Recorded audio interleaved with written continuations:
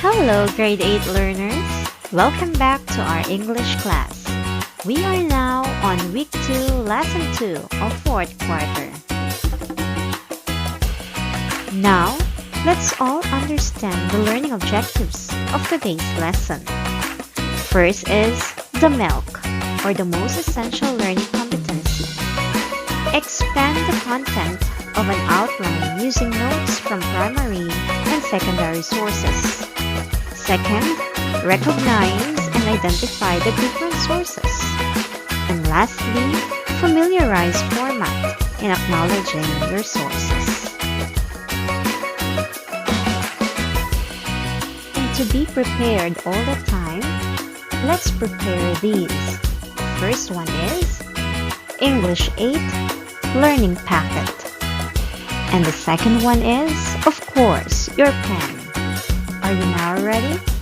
Let's begin. Let's check first if you have understood our previous topic. Let's have a short recap. Now here is the question. What are the 4 commonly used patterns of idea development?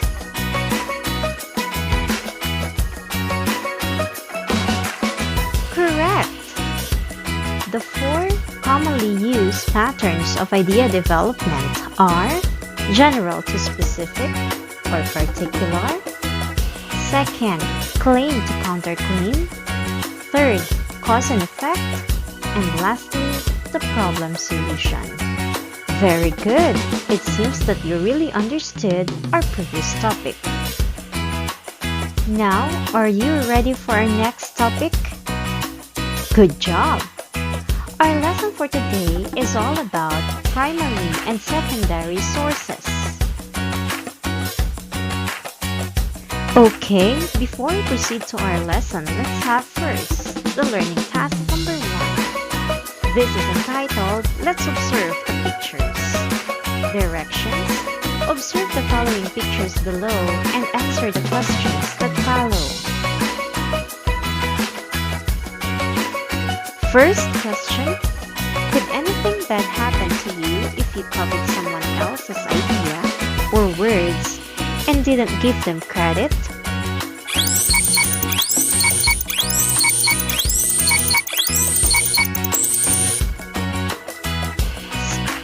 Second, how does it help you when you cite sources?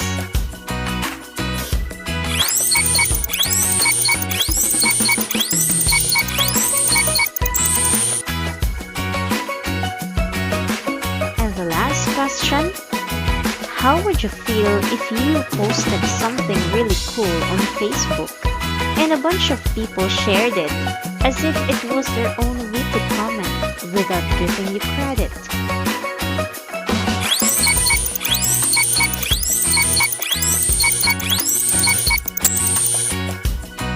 Yes, good job! I know that you have answers these in your mind now. Would you be so kind to type all your answers in our chat box or comment box? You have to remember this every now and then. It is important to let the reader of your writing know where you found your ideas. Whenever you have taken something from another author, theory, opinion, idea, example, conclusion, or findings, you must say where the original can be found. In other words, you must acknowledge and cite your sources. Always remember that. Moving on, what is plagiarism? Do you have any idea if what is this? Take a look at the picture. Yes, correct. To plagiarize means to commit literary theft.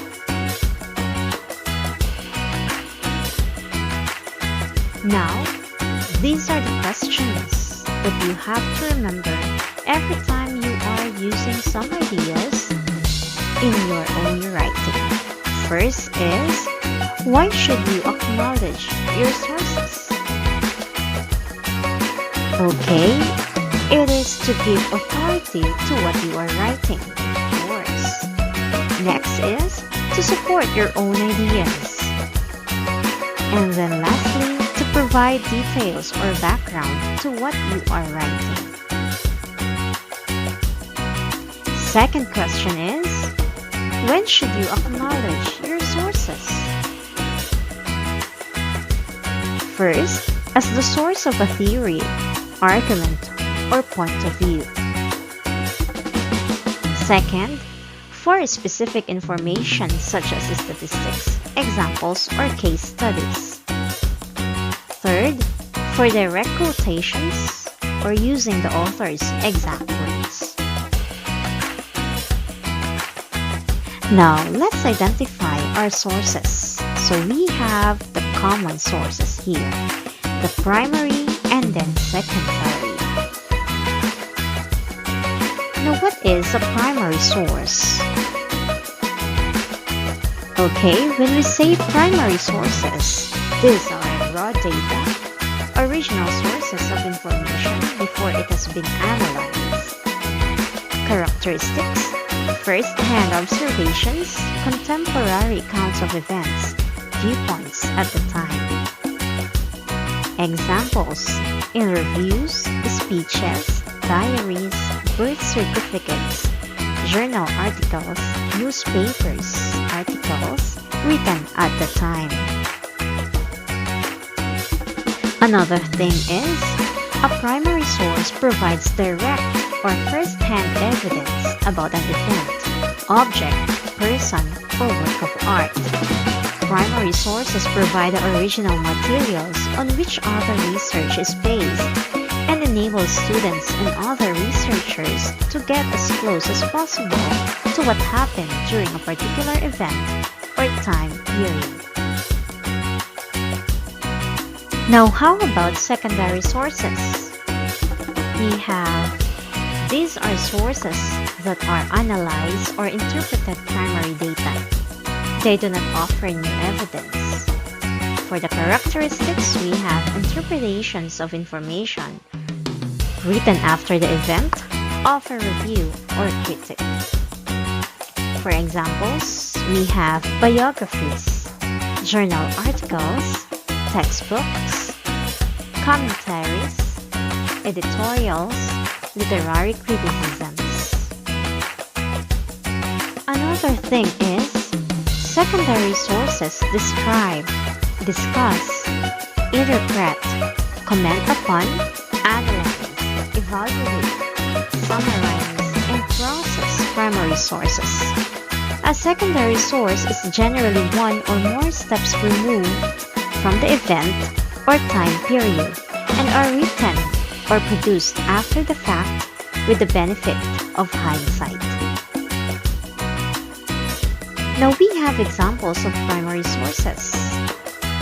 These are autobiographies, diaries, personal letters, interviews, surveys, and fieldwork, internet communications on email, blogs, and news groups, photographs, drawings, and posters, works of art and literature, books, magazine, and newspaper articles, and ads published at the time, public opinion polls, speeches and oral histories, official and unofficial records of organizations and government agencies, artifacts of all kinds such as tools, coins, clothing, furniture, etc., audio recordings, DVDs, and video recordings, government documents such as reports, bills, proclamations, hearings, etc., and scientific journal articles reporting experimental research results.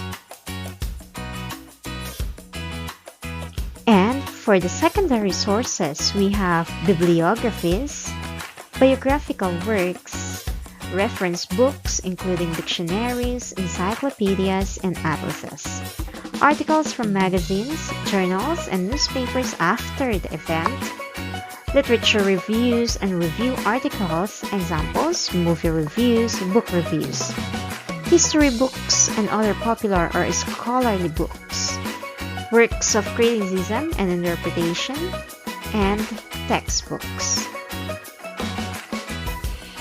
And for further, primary sources provide raw information and first-hand evidence, whereas secondary sources provide second-hand information and commentary from other researchers. Want to learn more about the differences and understand when to use which? Then keep watching. Hi, I'm Jessica from Scribber, here to help you achieve your academic goals. A primary source is anything that gives you direct evidence about the people, events, or phenomena that you're researching. They will usually be the main objects of your analysis.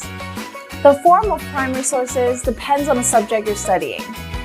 In history, primary sources are essential for learning about the events of the past.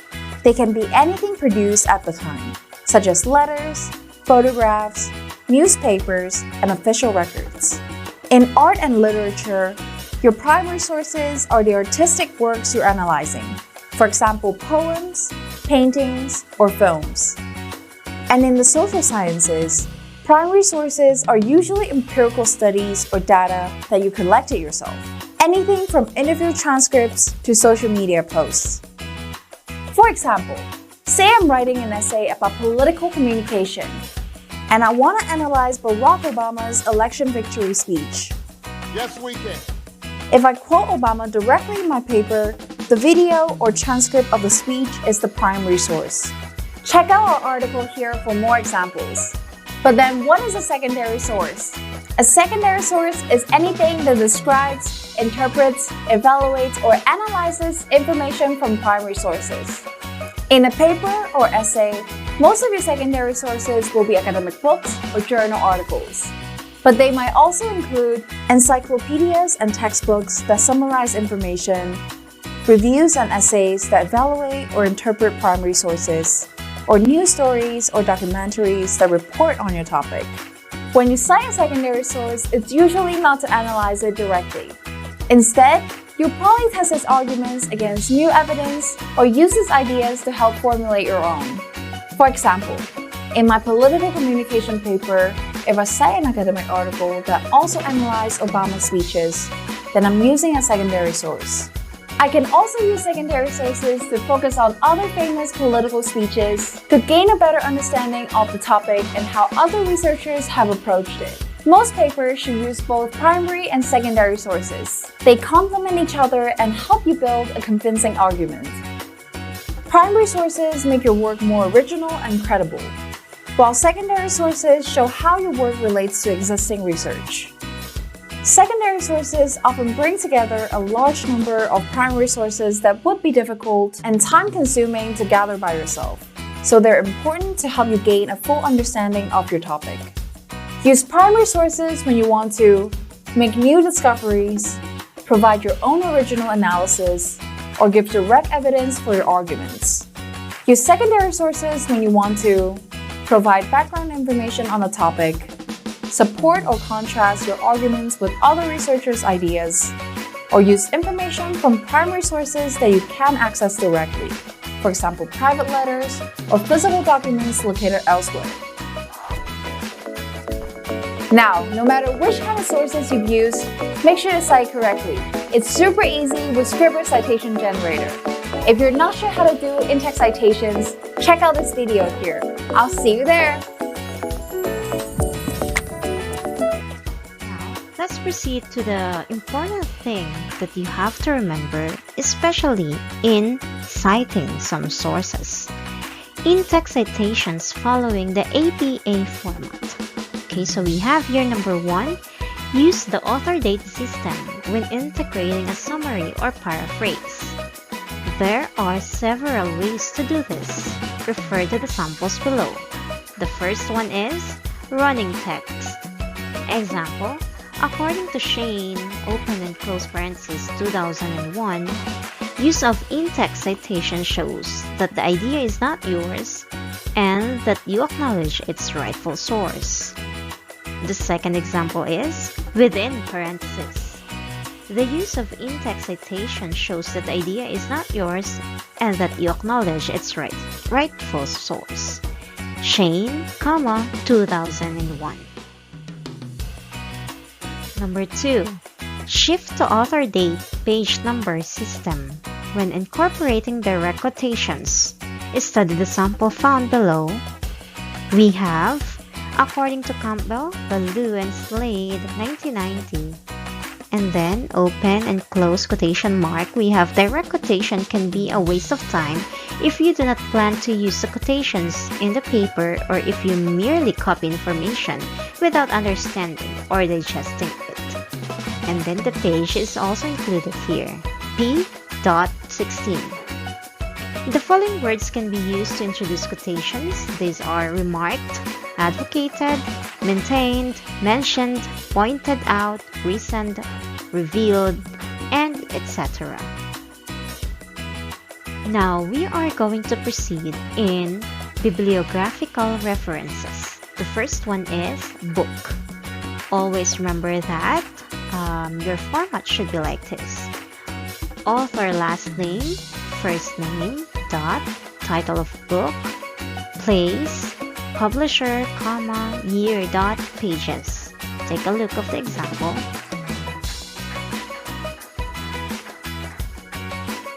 Number 2, encyclopedia article. We have author's last name, first name, name of the article with quotation mark, name of reference book, edition, and then a year.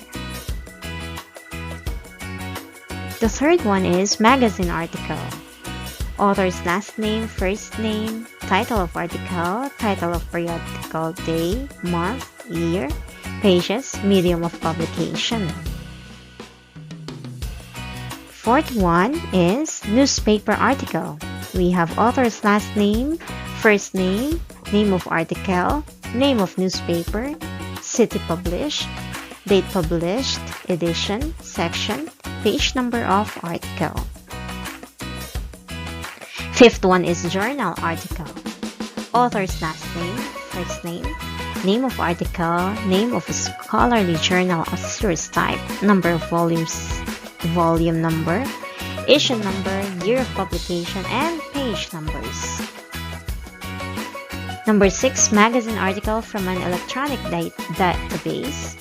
We have author last name, first name of article, name of magazine date, published, date accessed, and the URL.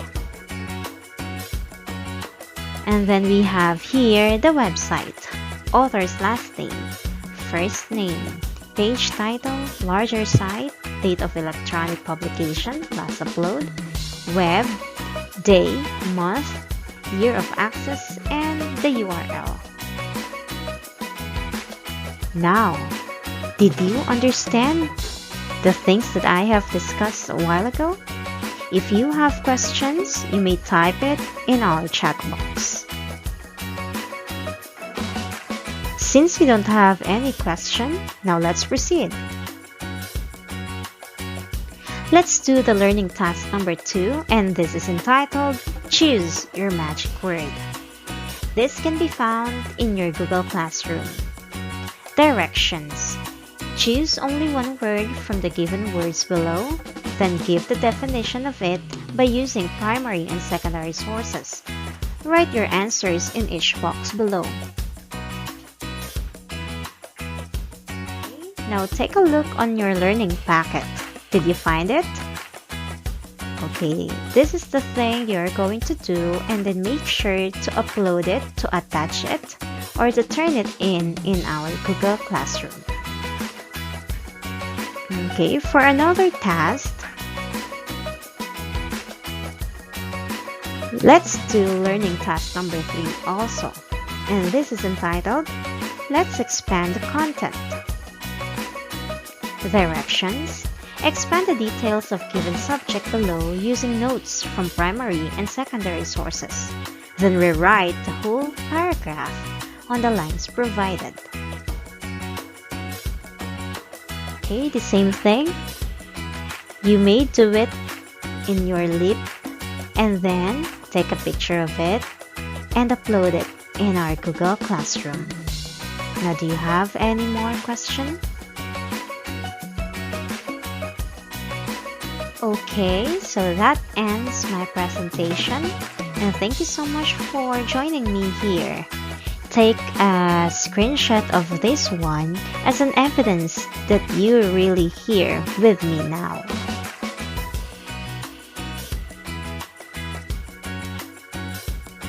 Once again, thank you so much, and till next time. Bye bye.